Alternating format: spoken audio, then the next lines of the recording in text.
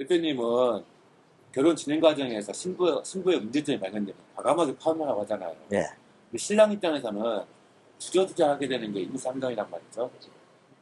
그냥 조언 좀 해주세요. 그게 이제 처음 신부를 만나고 약혼을 하고 한두 달 안에는 대부분의 신랑들이 쉽게 파혼을 하는 경우가 많습니다.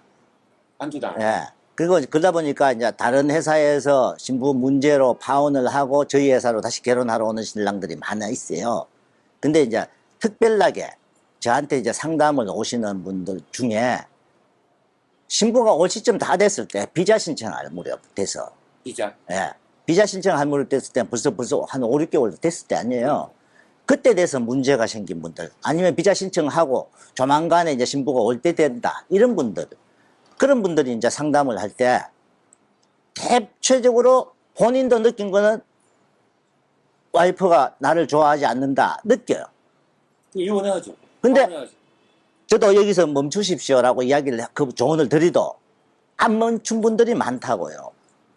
그리고 결국은 한국 와서 나중에 문제가 생겨갖고 또 전화 와. 그때 제가 멈추라고 안 했습니까? 근데 지금 와갖고 심지어 일주일 만에 베트남 돌아간 사람도 있고. 신부가요. 예. 상담 사례를 좀 말씀하시는 거죠. 그쵸. 일주일 만에 돌아간 사람도 있고. 그러다 보니까 신부가 안 간다고. 안 돌아간다 하니까 이혼을 해야 되는 거지. 근데 그분은 신부가 왔다 갔단 말이에요. 응?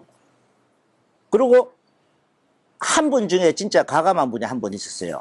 오늘 비자가 나오는 날이야. 나오는 그날 저하고 상담을 했어요. 어? 그래서 그분은 내가 멈추십시오. 그럼 오늘 멈추려고 하면 어때요? 오늘 비자 취소해야 되죠. 당장 오늘 취소를 해버렸어요. 그분은 가감해요. 근데 그분이 만약에 비자를 신부가 받고 한국에 갔다 문제가 터지는 거죠. 5년제한 걸리고.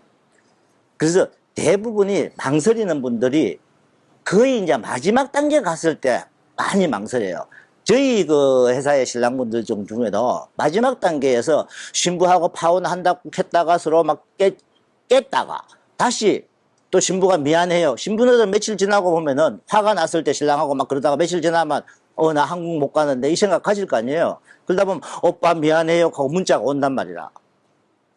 그러면 신랑이 사장님 제가 그냥 용서했습니다. 나는 띵 받죠. 근데 본인이 진짜 잘 생각하십시오. 했는데 잘 생각하라고 막 이야기하고 했는데 결국은 자기가 받아들이겠습니다 하면서 한국 가서 또 똑같이 또 싸우는 게 생기는 거예요.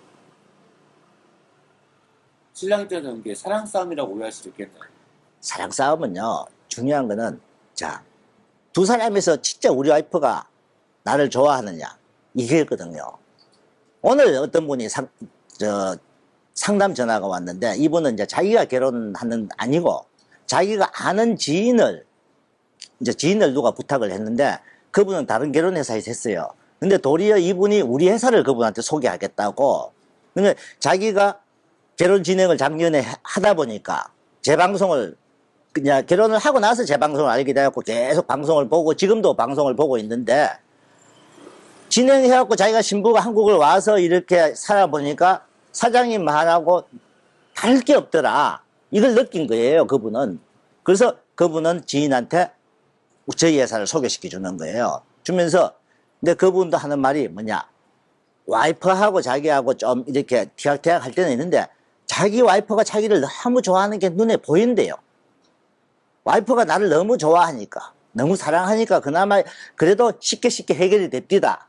이런 말을 하더라고요. 그래서 와이프가 신랑을 더 좋아해야 이 결혼은 잘 될 수 있다고. 그러니까 내가 방송에도 그 이야기를 하는 걸 들었답니다. 그래서 그분도 딱 자기 케이스를 갖고 이야기를 하는 것처럼 이렇게 생각하다 보니까 신랑분들이 이 진행을 하면서 본인들이 뭘 느껴야 되느냐.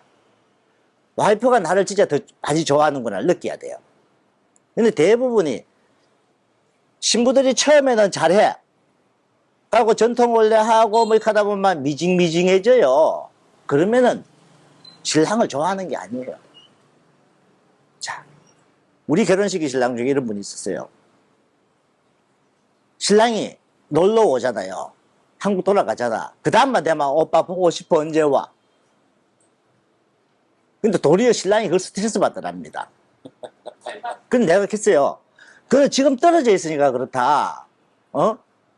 한국에 가서 붙어 있으면 안 그러지 않냐? 얼마나 신랑하고 같이 붙어 있고 싶으면 그러겠나? 근데 옆에서 보면 그 좋은 소리인데, 이 신랑은 너무 이렇게 보고 싶다 자고 오라고 울고 막 이런데, 그 자기가 좀 스트레스 받더래요. 남들이 봤을 때는 진짜 행복한 소리죠. 그래서 신부가 나를 얼마나 좋아하는가를 느끼는 것은 신랑만이 알 수 있어요. 근데 신랑이 봤을 때 내가 좋아하는 게 아니다. 저희 회사 신랑분들 중에 그런 분도 있어요. 사장님, 내가 신부를 더 좋아하는 것 같아요. 우리 신부는 나를 좋아하는 게 보통 미징미징하고 그래요. 그러면 수습합시다. 수습. 그냥 수습, 바로 그분도 수습 끝이에요. 근데 다른 업체나 이런 데서 만약에 위약금이나 위자료 이렇게 얘기하면 그렇게 이야기하는 데가 그런 것 때문에 많죠. 그런 것 때문에 못할 수도 있죠. 근데 그것 때문에 저한테 상담 오신 분들도 있어요. 자, 신랑은요, 업체에 대금을 완부를 했잖아요. 그럼 업체하고는 모든 결제 금액이 끝난 거예요. 그래서 업체에서 위약금이니 이렇게 할 수가 없고, 위자료 부분은, 자, 저는 이렇게 생각합니다. 전통혼례를 하고 베트남에서 혼인신고를 했다. 그러면은 이혼이잖아요. 그러면은 어느 정도 약간의 좀 생각을 해줄 필요가 있다. 근데 신부가 진짜 문제가 있는 신부 같으면 나는 업닥합니다. 줄 필요 없다. 근데 신랑이 봤을 때 그냥 신부가 나를 좀 덜 사랑하는 것 같아요.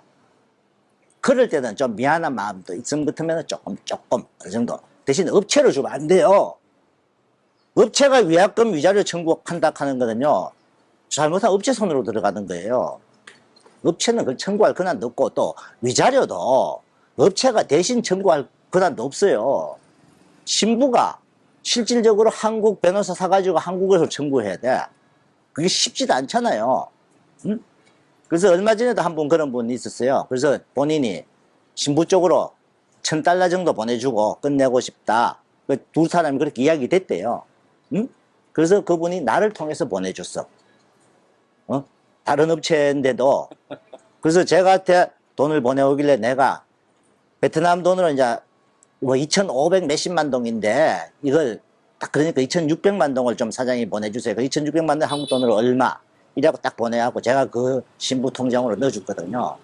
예, 그런 분들은, 그분은 이제 본인이 그렇게라도 신부한테 미안한 마음에 정리는 좀 하고 싶다. 근데 저는 이렇게 해요.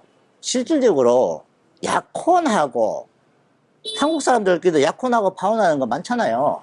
그렇다고 해서 그 위자료 청구하는 사람들이 과연 얼마나 있어요? 응? 전혀 신부는 아무 문제 없는데 내가 신부한테 왜 마음을 덜 느끼는 사람이 있거든요. 자기가 신랑이 신부가 좋고 해야 되는데 뭔가 사랑이라는 마음이 좀 덜 느끼고 이럴 때. 그 얘기도 해주세요. 대표님은 신랑이 중간에 신부집 못 가게 하잖아요. 그거는 이제 뭐냐면요. 자, 전통혼례 하기 전까지 저희들 신부들이 신랑이 놀러 올 때 보면 우리 집에 가요. 그럼 신랑분들이 요번에 놀러 가서 저갓집에 한번 갈락하는데 가도 됩니까? 뭐 가지 마십시오. 웬만하면 가지 마십시오. 왜? 만약에 이 신부와 본인이 100% 파혼할 게 아니고 나는 나중에 문제가 생겨도 끝까지 이 신부하고 진행하겠습니다. 그런 마음 같으면은, 너는 왜 그러냐? 일단 신랑이 그 집에 가잖아요. 그러면 동네에 사위 왔다고 소문난단 말이에요. 그렇게 소문나서 문제가 생겨갖고 나중에 파혼을 할 일이 생겼다. 그러면은 그 진짜 여성 집에 피해를 주는 거예요. 난리 나겠죠. 그러면 그 집에서 부모들이 막 들고 일하고 난리가 나죠. 근데 저희들 같은 경우는 신랑들이 놀러 가는 거 전통 혼례 때 이전에는 웬만하면 못 가고 합니다. 그래서 가까운 데 있으면 부모님들이 여기 와서 같이 식사하는 걸로 이렇게 하고, 이렇게 하지. 처갓집에 방문을 하고, 또 신랑분들은 처갓집에 갔다 오면 되는 줄 알아요. 처갓집에 가게 되면은 빈손으로 갑니까? 선물도 좀 사고 용돈도 좀 드리고 와야 되고, 이런 비용적인 문제야 돈을 좀 쓰는 거는 괜찮아요. 중요한 거는 아직까지 이 신부에 대해서 내가 100% 확신이 없다 이거예요. 지금 신랑분들도 한 달, 두 달 이렇게 지켜보고 있잖아요. 어? 전통혼례 끝나고 그러거나 전통혼례 끝나고 나면은요 거의 확실해집니다. 아, 우리 신부 진짜 너무 잘합니다. 나를 너무 좋아합니다. 그때는 전통혼례 이후에도 뭐 처갓집에 놀러 가든 아무 관계 없어요. 우리 신랑분들 그럴 때 자주 가니. 근데 내가 가게 되면 비용이 많이 쓰입니다. 이거는 이야기하죠. 응? 그래서 전통혼례 전에 처갓집을 방문해서 동네 소문나게 하는 거는 저는 반대다. 근데 일부 업체들은 막 이렇게 진행하고 해요. 처음에 뭐 허락받는다고 처갓집에 가고 하잖아요.